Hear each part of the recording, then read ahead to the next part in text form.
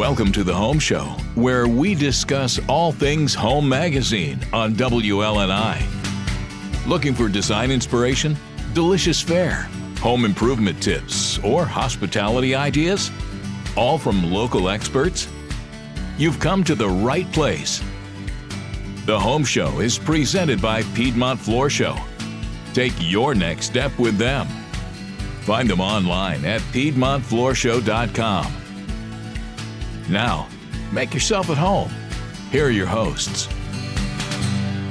Hello and welcome to the Home Show. I'm Trish Roth, publisher of Home Magazine, joined with Rich and Ashley Scammerhorn, our producer. Good morning, everyone. Hey there. Good morning. Oh, how's everybody's weekend going so far? It's early. It's early. Oh, it's early. It's been a long week. Yeah. But it's nice to be in the weekend. Right. Yeah, we are a few weeks into our summer issue now, and we've been having some fun just covering some different things. We had Laurel on last week to talk about our summer evenings, and I don't know if anybody took advantage of some of the tips and ideas that she shared, but there were some good ones there. So if you missed that interview, you can still read the article in our Central Virginia summer home issue, and if you have not seen it yet, you can pick it up on stands at many different places around town. You can also find us online at cvhomemag.com. And we have a great show lined up for you today. We are going to be joined by Andy Pribble of United Country Lake Auction and Realty. That's a mouthful. And we have David Moseley with Terrell E. Moseley, and he'll be talking to us all about our cooling before heating, because we're not using our furnaces right now, but our heating, air, and cooling systems. Yeah, and a lot of people have heat pumps, which obviously do both. Right. And that's a little bit more taxing, but as we get into the warmer summer months and, we're feeling the heat, we're feeling the humidity, and I think the last thing anybody wants at this point is to get caught, without an air conditioning unit as we kind of enter the end of June and head into July. I mean, really important to be comfortable, especially in the dog days of summer. So hopefully some good tips coming up from David Moseley. He's always got good stuff. Yeah, I think I said earlier this week, if there's one thing I could change about Virginia, it would be the humidity. Yes. I've been feeling that in my house lately. Yes. It gets stuffy, and I'm like, what's going on here? I'm like, maybe I need to look into why my house is so stuffy, because even though I've got the temperature turned way down, right, I'm still hot when I wake up in the mornings. Right. Yeah, it just does, like, the air feels kind of heavy. Yes. So the air conditioner will take that down for sure. And also the dehumidifier has been having to be emptied like pretty much every day. So yes, so we are going to take just a quick break here, but before we do that, we are going to hear from Bree Woodard with Your Next Step from Piedmont Floor Show. It's time to figure out what your next step is on the Home Show, presented by Piedmont Floor Show. We're speaking with Bree Woodard, a design consultant with Piedmont Floor Show. Bree, one of the many items you offer at Piedmont Floor Show are outdoor rugs. Mm-hmm. Talk about the different options you have available. So we have different patterns. We've got a lot of different really cool, fun, bright summer colors that a lot of people are being drawn to. We also have a lot of natural textures and colors as well. And all of our outdoor area rugs can be made into custom sizes and shapes, whatever's going to fit your project. Can they be used indoors as well? Mm-hmm, they can. It's not a real common thing, but we can use them indoors, and we can put a specific pad up underneath them depending on where it's going in your home. If someone wanted to use them indoors, where are you seeing people using them, and what do you need to do to allow them to be used indoors? So they're a lot thinner than regular residential carpet, and so we would put a pad up underneath it that would be a no-skid pad, so that would keep it low to the ground so you wouldn't have a tripping hazard, but it also kind of gives it that natural, organic sort of a look that everybody's gravitating towards. And it could be under a dining room table, it could be runners in a kitchen, it could be something that you put maybe in a basement downstairs as an entertainment area. Take your next step with Piedmont Floor Show. Find them online at PiedmontFloorShow.com or on Facebook at Piedmont Floor Show.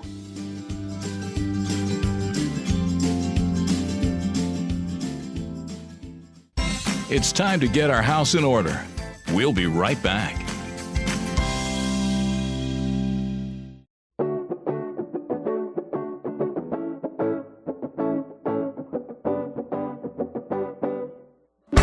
Got an idea you'd like to share with us? Find us on Facebook and Instagram at Home Magazine VA. Now back to the Home Show on WLNI, presented by Piedmont Floor Show. Welcome back to the Home Show. If you've missed any part of this show, you can find us online at WLNI.com or anywhere where you listen to podcasts. And we are now heading into our next segment, and we are joined in studio by David Moseley with Terrell E. Moseley. Good morning, David. Welcome. Good morning. Thank you. So your tagline on your website says, "Excellence has been our hallmark since 1936. That is almost 90 years. You have been in Lynchburg for a very long time. Tell us about your history with the company. Well, it's a family-owned business. I'm a third generation. I started by my grandfather back in 1936. Of course, back then it was just heating. The air conditioning hadn't come of age yet, but I think as we got through the 1950s or into the 60s, it started becoming. So we adopted air conditioning at that time. So I've been there 42 years this year myself, and like I say, this third generation, small family-owned business. What's your earliest memory of being at the business? Well, actually, when I was just a little tyke, I can remember my father at times would, even grandfather a couple of times would come by and took me with him to go by, and I'd just get to go and see all the trucks and equipment and things I thought was really cool stuff. But, I was probably 7, 8 years old, but I have memories of that. Yeah. How much has the business changed? Maybe just even in the years that you've been in it. What did you say, 36 years for yourself? Yeah, 42. 42. I'm sorry. Oh, yeah. I mean, how has it changed? I know, that we were talking with you earlier this year, and the freons changed. Things are kind of always evolving. You said when you first got in the business, or when the business first started, there was no air conditioning. So that was obviously new. But I mean, even now, heating and air units, are they constantly changing, or are there just, periodic changes to how they work? What can you tell us about the evolution of heating and air? Well, yeah, I'd say probably in the last 20 years, technology has really improved with equipment. For the longest time, it was kind of pretty much the same sort of equipment, but nowadays we have variable capacities and speeds and things that make equipment more energy efficient now. So it's changing, and it keeps changing more rapidly just as time goes forward. You mentioned refrigerant changes. Yeah, that was the word. Yeah. That's here. We've gone through a couple of transitions there, in the interest of climate change, global warming. They felt that some of these refrigerants we used in the past have been harmful and contributing to global warming. So they've challenged the industry to come up with different refrigerants that are more environmentally friendly. Are they better? Well, again, it's just environmental. It's still a refrigerant in the system, and, right. and the basic fundamental operation of the system hadn't changed. So it's in that respect hadn't changed any. Okay, so just more environmentally friendly, but I mean, as far as needing more, right? Is it more accessible, right? I mean, are we talking about the old refrigerant being freon? Yeah. Freon refrigerant's kind of the same thing. Okay, and I guess what I was asking is sometimes it's, hey, you need more freon. You need, and we hear that in different things, maybe cars. Is it similar in HVAC units where you need to kind of top people off or put more refrigerant in there? Well, theoretically, no. I mean, it's supposed to be a sealed system. When you put it in, the freon, it doesn't, evaporate or run out. It should be sealed and stay in there. The reality is that systems develop leaks over time, and some of the freon will leak out. And you should repair a leak if you have a leak. I mean, some people have in the past just topped the stuff off, but knowing you have a leak and the environmental issues of refrigerant being, put out into the atmosphere, it's not something you want to do, to just keep topping your system off and letting it keep leaking back out. You want to fix the leak. What's the typical lifespan of a heating and cooling system nowadays? Well, most of the time, I think industry-wide, it's pretty recognized like a heat pump system or air conditioner. Roughly around 15 years is a kind of typical life expectancy for systems. Of course, obviously some go longer than that for sure, and maybe some not quite as long, but I think, kind of recognized as a typical life expectancy. And what are things that you can do to just kind of maximize that life expectancy? Maintain it. So just like your car, you got to take care of it. It's an investment, and it's mechanical equipment, and you should have it serviced and cleaned and maintained and make sure it's in tip-top shape. And that helps it last longer. And you guys obviously do that at Terrell Moseley. Oh, yeah. Yeah, we've offered that service for years. Once a year, twice a year? What do you recommend? If you're heating like a heat pump, it heats and cools. Typically, those are serviced twice a year. Okay. If you just have just a cooling-only system, that's kind of a seasonal thing. You would just do that once a year. And do you have like maintenance agreements where you don't have to worry about calling? We sure do. Yeah. They're real popular. That's a good way to have your system taken care of. We put it in our hands, and we'll remind you and come check it and take care of it and keep it in good shape for you. Asking for a friend, Trish? Right, asking for a friend. Yeah. I just need somebody to tell me I'm coming this day. There you go. With everything in my life, just go ahead and get that on the books for me. Oh, we're speaking with David Moseley with Terrell E. Moseley. And David, just jumping in, you all take care of heating, cooling, and air quality systems. From the air quality side of things, do you install and service like air purifiers, humidifiers, dehumidifiers? Yeah, we do all the above. Humidity control is important. Clean air is important, and there are products out there that help provide that for you that you can put in with your system. And yes, we offer all of that. In this time of year, we're looking at dehumidifying our homes, right? Taking the moisture out. That's correct. Okay. Yeah, summertime is a humidity problem. Right. So, just cooling your house, an air conditioner does, part of that is dehumidifying the air, but sometimes you need to go further than that.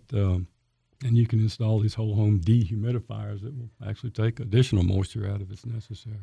So are there humidifier combos? Like, do you have one that does all things? No, they're separate Okay. things. Yeah, Okay. A humidifier is something you would add in the wintertime because the air is dry, and we want to put some moisture into the air. Whereas dehumidifier is just the opposite. We're trying to get moisture out, so there's not one product that does both. Okay. It's two different products. David, is there a reason other than just comfort for a humidifier or a dehumidifier? I mean, obviously in the summer you hate the muggy feeling, but are there other advantages to having a dehumidifier? Does it help your heating and air system work better or more efficiently, or is it just better for the overall air quality? I mean, is it more than just comfort? Mm-hmm. Well, yeah. If you let humidity levels get too elevated, frankly, you can have mold concerns possibly in the home. So it's important to maintain, the humidity level in a certain range there to prevent, the proliferation of mold in the house. What are some of the most common air quality problems that you see in homes? That's a tough one. Of course, air quality is in two components. There's particulates, which is dirt. You want to filter particles out of the air. And then there are other things that are odors and vapors. They call them VOCs, volatile organic compounds, that can, come from aerosols and household cleaning products and things of this nature. That can be harmful or irritants to some people. So, there are products that are out there designed to help take care of those things and eliminate them. And obviously folks have allergies as well. So if you have allergies, I mean, this is something that folks should look into as well, right? I mean, anything that we can do to help that type of thing. Yeah, agreed. I guess, when allergies, you think pollen, a lot of things like that in the springtime. And good filtration systems help remove that from the air and make the inside a little more comfortable. I'm thinking pets and pet dander too, right? To some degree. Yeah. I mean, some people, have allergies there.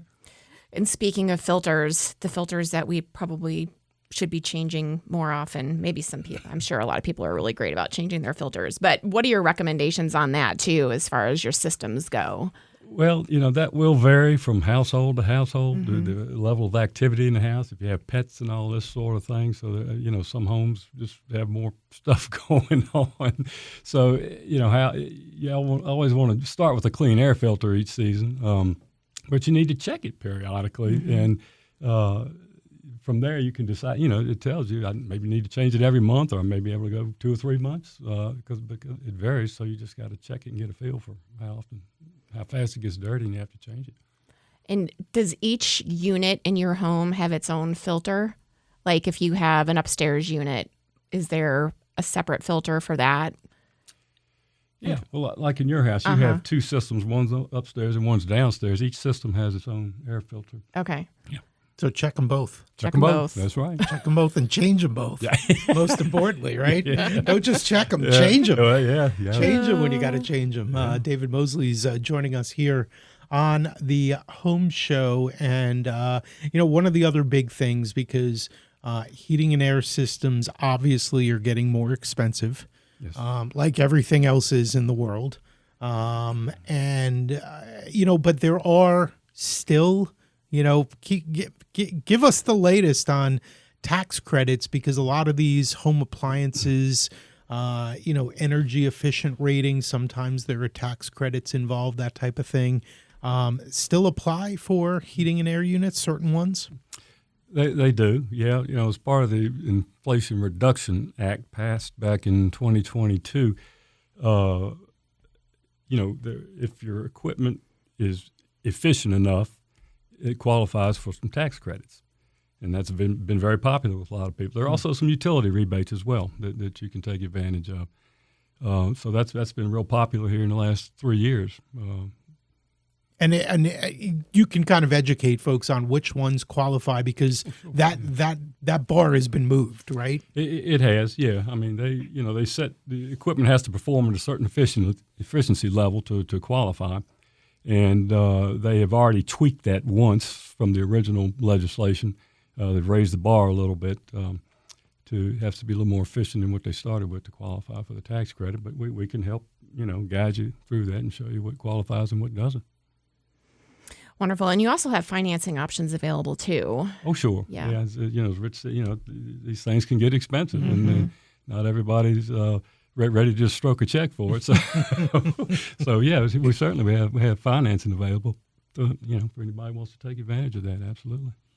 And talk a little bit about your folks. I mean, we know that you guys have been around almost 90 years, as Trish said earlier. Family-owned business. You guys have been doing this forever. Obviously, customer service is a big part of what you do. Well, yeah. I mean, you got to take care of the customers. That's just been in our DNA since day one, as far as I'm concerned. That's what allows you to stay around so long, as you do good work and take care of the customer. Absolutely. So important. In the last couple minutes that we have here, if you could give our listeners one piece of advice on how to save money on their energy bills, what would it be related to heating and cooling? Well, a couple things. Again, servicing and maintaining your equipment, that keeps it running at its peak efficiency is a biggie. But also, we've mentioned with technology and the improvements in the efficiency of the equipment, the newer equipment is much more energy efficient than it used to be, and there's a reasonable payback to it. So, those are the couple of biggest things. So you don't subscribe to Trish's theory of just not letting the kids turn on the system that will keep them warm or cold depending on the season at all? Well, just shut up and deal with it is her motto? That's right. Just set your thermostat to off and you won't have any energy bills. So.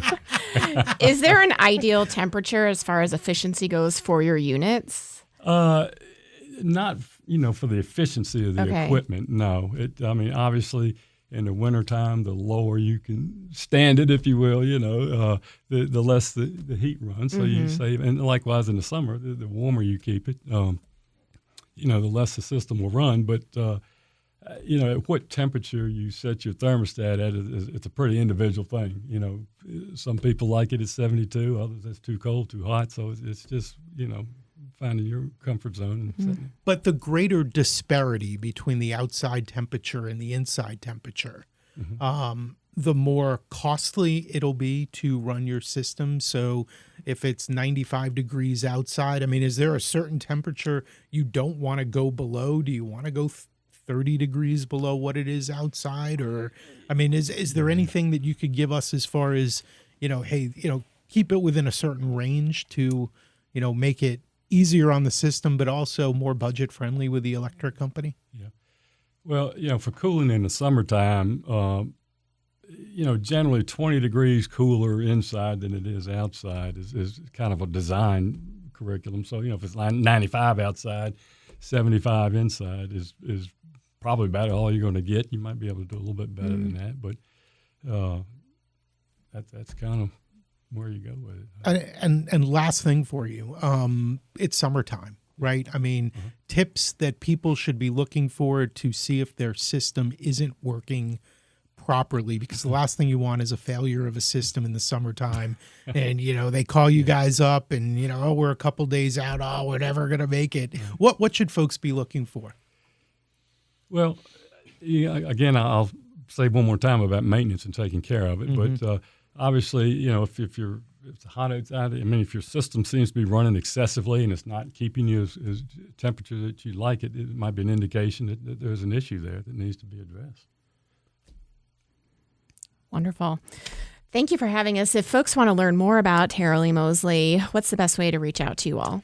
Well, you can reach us online, TerrellEMoseley.com. You can reach out and we can communicate that way. You can text us, or the good old-fashioned landline or cell phone. You can call right in and talk to somebody.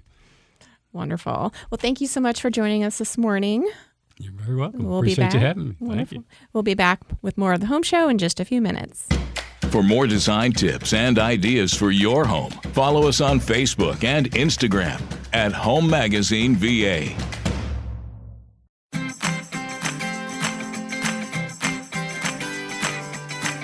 Now back to the Home Show, presented by Piedmont Floor Show. Make yourself at home. Welcome back to the Home Show. I am Trish Roth, publisher of Home Magazine, joined in studio this morning with Rich Roth and Ashley Skammerhorn. And we now want to welcome Andy Pribble with United Country Lake Realty and Auction. Good morning, Andy. How are you? Good morning. I'm fine. Great. So you have a different, it's not just typical real estate. You kind of specialize in land farms, recreational, hunting properties, just outside of your normal real estate. How did you get involved in this? Through United Country, and we started doing a program called the Jumpstart program for real estate. Okay.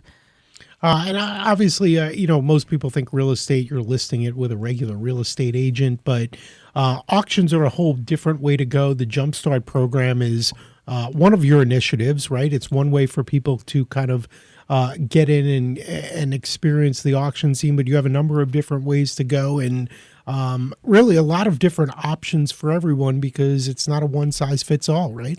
That's correct. We can do it through the Jumpstart program, which is just online only, or we can do it simulcast, which it'll be online, and they can bid live as well. Either we can do it strictly live. But I recommend doing it online because it goes worldwide. What are some of the differences between the three options? Well, online, it just creates more of a global marketing and all. You go out, you get out wider, and you do a lot more advertisement stuff. Can you find out more information about it ahead of time with it being online? Do you put more things on the website just for people to be able to research the properties? Yeah, we'll have signs on the property. We'll do a direct mailing and stuff like that. Okay. Andy, I want to back up for just a second and get just a little bit more information from you on auctions, right? Because people own homes, people own farms, people own commercial real estate, they own big chunks of land. What are some of the advantages of having your property, farm, business, whatever, auction versus just listed with a realtor? Well, having it listed with us for the auction part, the seller will not pay any commission. we charge a buyer's premium and charge the seller minimum $3,000 to advertise. And, again, I mean, because we were talking about this during the break a little bit before we jumped on the air, but you were saying that certain types of properties are better suited for an auction versus just a regular listing. And you guys, you do both. So Correct. you have the option for people to do whatever's in their own best interest, but why for certain types of properties is the auction more effective? It's more effective on farm property, commercial property, investment properties, and stuff like that. Why? It just draws a bigger crowd than residential property. Okay. And as far as listing or putting a farm up, for example, for auction rather than just listing it as a regular real estate listing, why does the auction typically work better? Well, it just opens it up to the whole global, and then you get more bidders coming in. Then you're advertising in a lot more places than a normal realtor would. Okay. With some of these properties being more unique, do you have a list of kind of clients in the wing that are just looking for certain pieces of property already? We do through United Country. They got a list of people. Okay. So basically explain to me how the process works. Let's say I come to you and I've got a farm, that I'm willing to, I want to sell. I don't know, it's, somewhere in one of the surrounding counties of Lynchburg, and it's got 50 or 100 acres or whatever the case might be. Walk me through this process. I come to you and say, hey, look, I've heard auctions could be great. Thinking about listing it with a realtor. How does it work? What do you tell me? I would tell you, first of all, let's see if we can cut it up into lots, get you more money, or either sell it as a big lot and get more money. Yeah, I tell you, Andy, I don't have time to wait for that. I really want to make it go. Okay, I need the cash. My wife's all over my back. She wants a new kitchen. I gotta make this happen. You got to make it happen. Okay, we'd say, okay, let's sign this contract. We're gonna get it listed. We're gonna get a sign on the property. We're gonna start advertising, and set the date that it's gonna be sold. You'll set your reserve price. Once it hits that price, it could go on up 100, 200,000 more than you want it. All right, so a reserve price is what, like a minimum? A minimum bid. Yeah. Okay, so I can sit here and I can tell you, you're going to tell me, hey, I think your property's worth this, but I could say, you might say it's worth 400,000. I'm like, I really want 5. You could put a minimum bid or whatever reserve of 500,000, and I know that it's going to get at least that much money, or else it's no sale. No sale. No sale. We're talking with Andy Pribble with United Country, Lake Realty and Auction. And Andy, what are some reasons to auction off a property versus going the more traditional route? Auction it off. You don't have no home inspections. You don't have to wait on your financing. The people who are buying the home already have pre-approved credit. So does it just kind of speed up the process a little bit more? It speeds up the process. You know what day your property is going to be sold, and you normally 60, 90 days the property's gone, wrapped up, and you're out of there. I'm going to take it the other way. At what point would you recommend, because you guys at United Country, you do regular real estate listings as well? Yes, sir. So at what point are you going to tell me, no, you're better off not doing an auction. You're better off listing it normally? Normally, as the property is going to be overpriced. Okay. That I would tell you to list it instead of trying to auction it. But if it's a real hot property, it's going to bring over what you want, than it would listing it. All right. What do folks need to know as they prepare to sell their property at auction?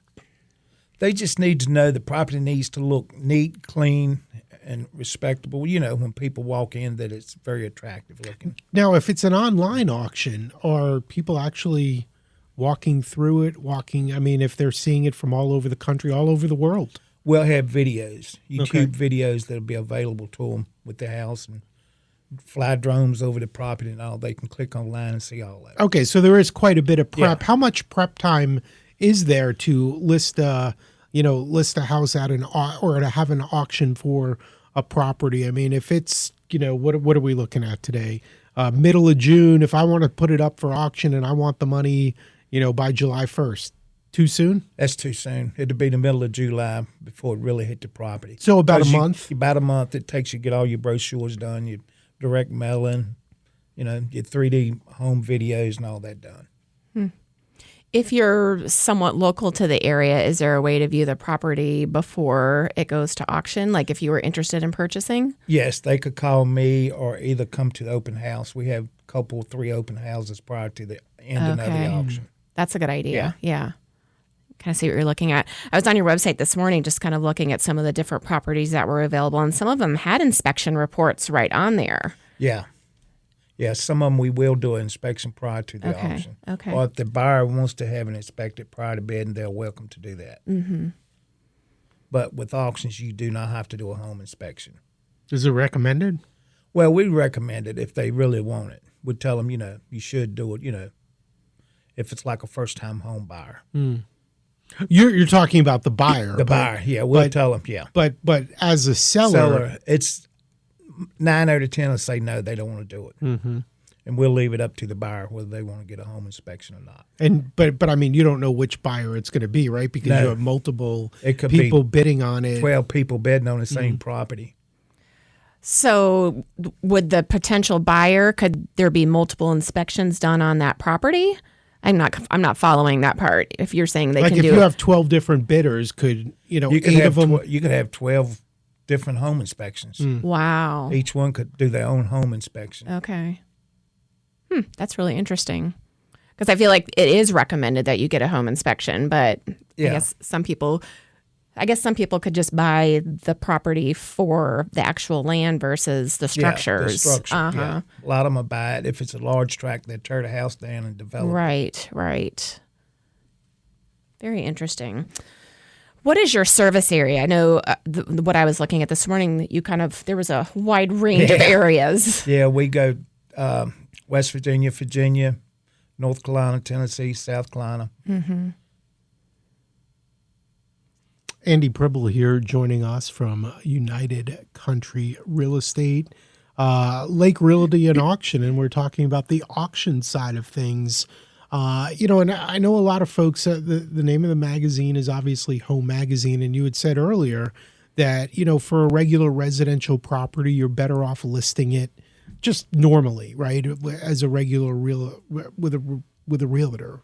If it's a hot property, it'll sell quick at auction. Okay. But we try to lead a lot of them, if the price is within line, through the jumpstart program, because we can sell the house quicker and get them moving on to the next property. And one of the big advantages of the jumpstart program you were talking about earlier, and I'll get you to kind of elaborate on it a little bit, is all the different marketing you do to really get the word out on this property or whatever property it is for the upcoming auction. What do I do? Yeah. I mean, that's one of the advantages of the Jumpstart program, right? Is all the marketing that you do. The marketing and stuff. So talk a little bit about what you guys do. I know you touched on it, but give us a little bit more detail. We do custom maps of the property and everything of the lines. Then we do a high quality photo and video of the property, a 3D home tour, custom signs, direct mailing, radio and TV ads, social media, and like I said, there's a lot more goes on. Sign directed on the property. Do you focus more of your marketing efforts in the area that the property is because you're assuming it's going to be someone local, or do you cast a much wider net? No, it goes global. It goes worldwide. Interesting. Once again, talking with Andy Pribble here of United Country Real Estate, and talking a little bit about the auction process and why it might make sense for folks with bigger tracts of land. And this is what you said earlier, right? Farms, correct. Commercial businesses. What percentage of, and you talked about being in a number of different neighboring states, what percentage of the business do you do that's right here local and as far as Central Virginia goes? We probably do 60% here. You do? Mm-hmm. Yeah.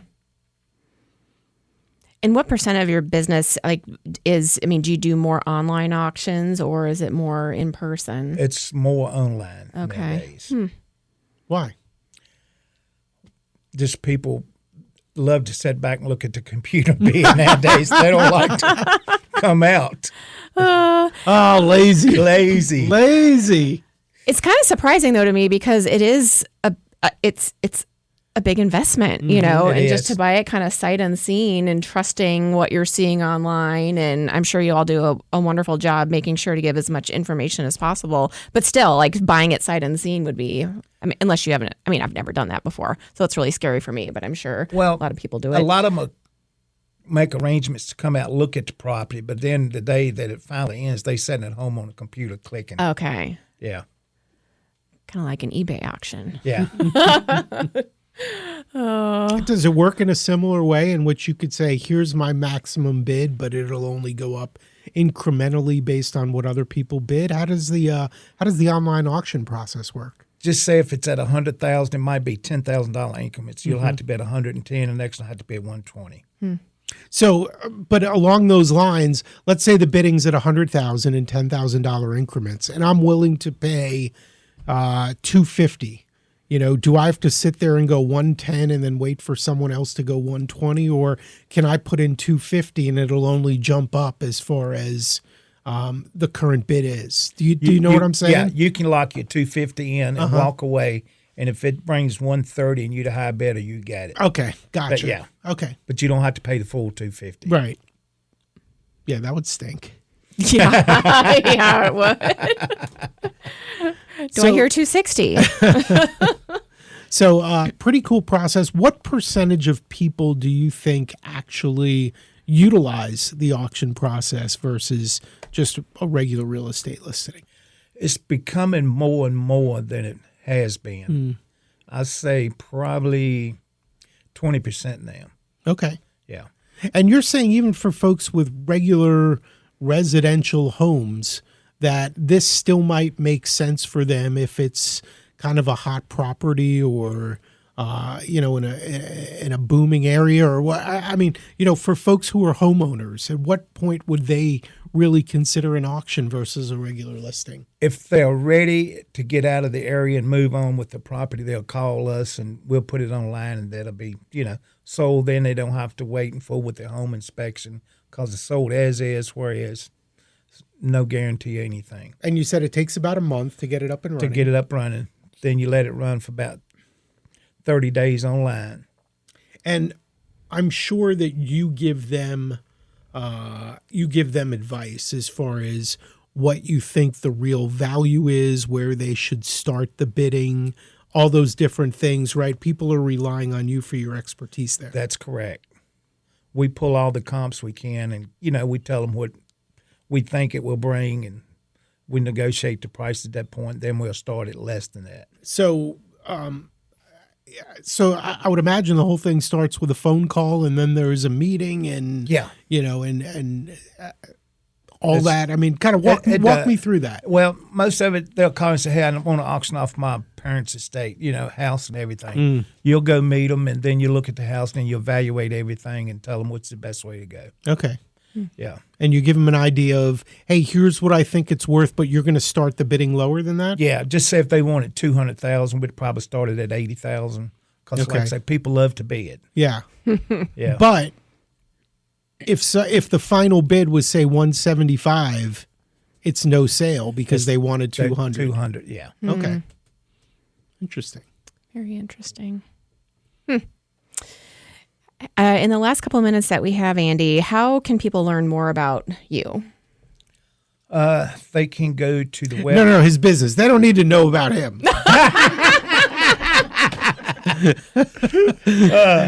They can go. Am I right about that, Rebecca? They can go to our webpage at pribbleauctiongroup.com, and it's got a lot of information there about us. Okay. Or if they are willing, if they want to, they can call me, and I can give them what information they need. Okay. And you have all your current listings on there now? We do. Very good. And they can learn a lot more. We've got all the information on the Jumpstart program, but learn more about that or the different auction programs all right there. We do a lot for like courts and stuff. where partition suits are filed. And Wonderful. Well, before we take a break, I would love to hear your best auctionees. Auctionees? Is that what you call it? Auctionees. Auctioneer voice. Well, yeah. you ready? Yeah, we're ready. $8,000 here, would I get $100, would I get 2, would I get 3, 3, would I get 3, would I get 4, would I get 5, 5, would I get 5, would I get 6. I love it. Did you go to school to learn how to do that? Not really. I went and had surgery, split my tongue down the middle, put nitrogen in my back teeth. No, I went to school. I went to auctioneer school. I was saying, he's kind of got that snake tongue going, right? So how long is auctioneer school? I'm just fascinated now. I need to go. That'd be fun. It's like 80 hours. 80 hours. Yeah, Wow. then you got to be licensed through the DPOR. Okay. Continue education. Very interesting. Yeah. Well, I would imagine a lot of practice at doing that. Special exercises or And that tongue twisters and all, like rubber baby buggy bumper. How many cans can a can? oh, too funny. I always was told that I spoke really fast, so maybe I should have gone to auctioneer school. Yeah. Yeah. You've done good. Yeah. Very good. Well, thank you so much. It's been a pleasure. Andy Pribble with United Country Lake Realty and Auction. We will be back with more of the home show in just a moment. For more design tips and ideas for your home, follow us on Facebook and Instagram at Home Magazine VA. Welcome back to the Home Show, presented by Piedmont Floor Show on WLNI. Heard it on the Home Show?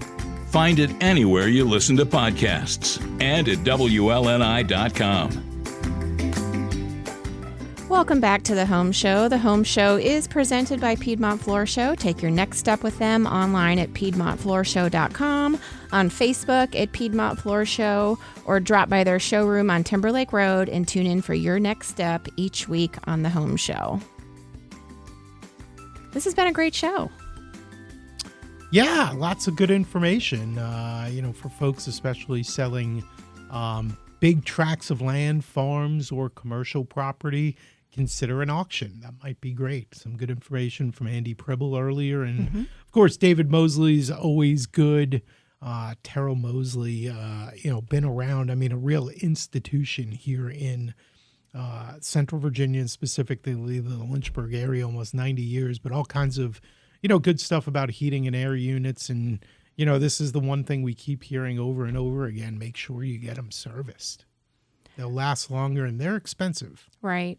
And it's an easy thing, I think, to forget about. That's why I had asked him about if you can just set up the agreements, just because, and I'm sure a lot of companies do that as well, but it's like one less thing you have to think about. I mean, there's so many things that we're supposed to be doing in our homes, and you can check your own air filters. So if you haven't done that in a while, just go ahead right now and go check your air filters. That makes me think I need to check mine. Yeah. It makes me think I need to get a whole home dehumidifier for all the humidity in my home and set up a maintenance agreement where I don't even have to think about it or worry about it.